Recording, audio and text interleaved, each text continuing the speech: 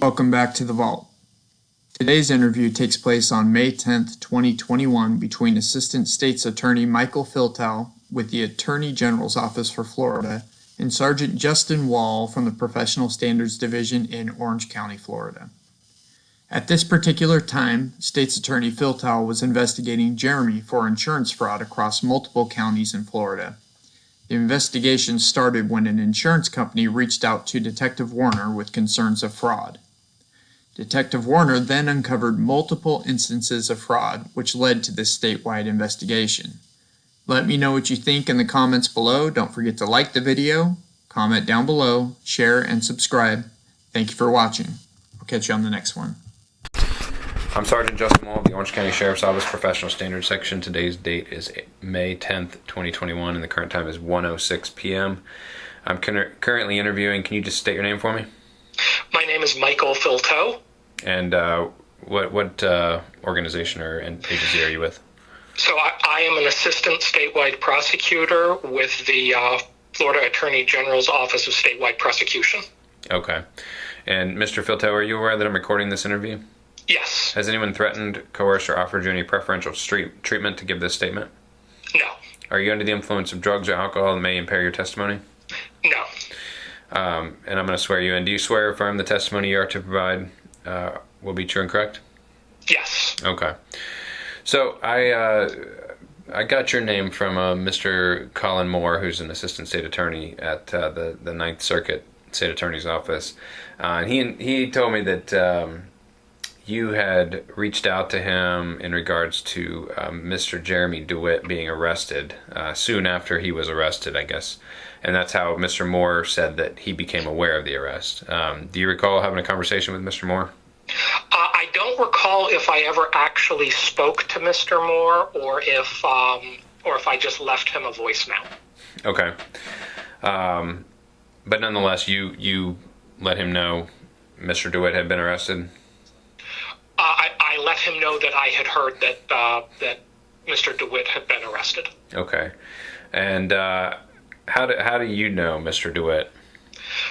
Well, I don't know him personally, but I currently have an active investigation into Mr. Dewitte for various insurance fraud-related matters in a couple of different circuits in the state of Florida that was brought to my office by Detective Mike Warner with the Division of Investigative and Forensic Services, Bureau of Insurance Fraud.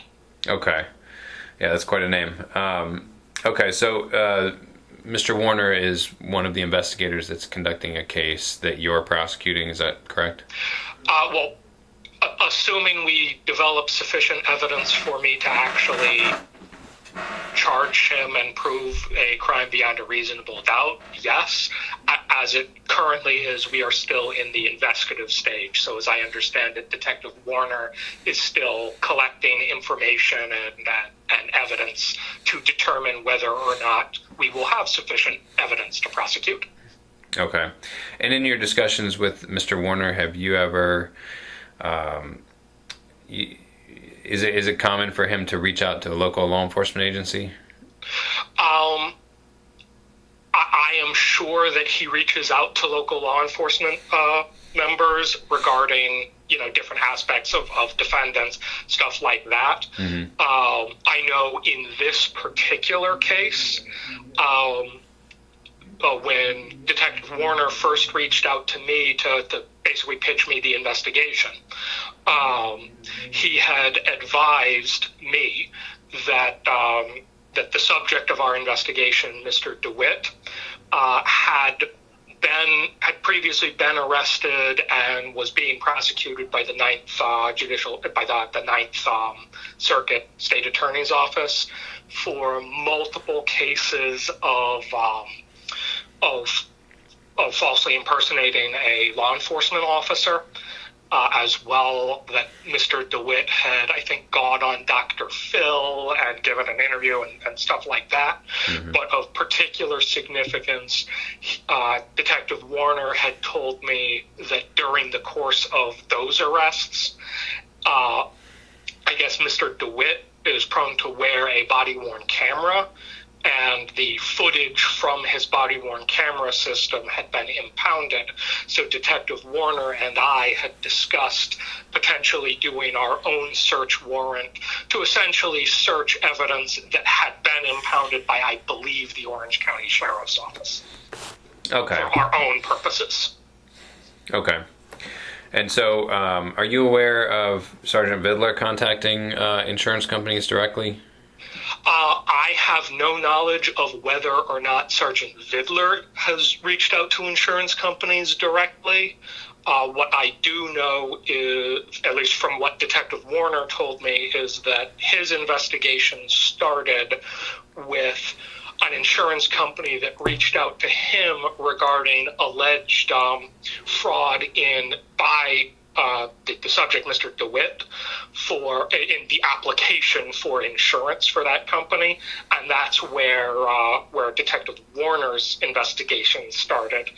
And from what Detective Warner told me, as his investigation has progressed, he has uncovered other potential insurance fraud issues. Okay. Do you know if that the insurance company reached out directly to the Bureau of Fraud Investigation or Insurance Fraud Investigation? My belief is that they did, but obviously I wasn't present, so that's a question that Detective Warner would have to answer for sure. Okay. But I believe they reached out to him. Okay. To those investigators rather than the other way around. Okay, very good. And you provided me with Mr. Warner's information. I appreciate it. Correct. Is there anything else that you know about this investigation you'd like to add?